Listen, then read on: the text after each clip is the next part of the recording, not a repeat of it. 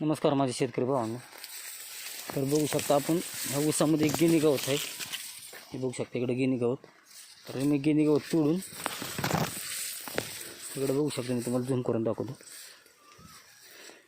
हा गाडा भरलेला इकडे बघा, झूम करून दाखवतो तुम्हाला. हा गाडा सगळा टोटल वर न्यायचा बघा. इकडे बाजूला आपली वस्ती वरती चढावर बघू शकता. अजून 2 कोळे म्हणजे 2 भाऱ्याचं एवढं गिनी गवत तोडायचं मित्रांनो.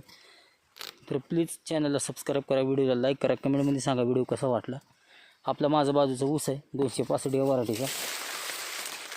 तर थोडं पाण्याला तारांबळ झालते ऊसाची. आता आहे पद्धतशीर व्यवस्थित हिरवा असं हिरवागार झालेला आहे.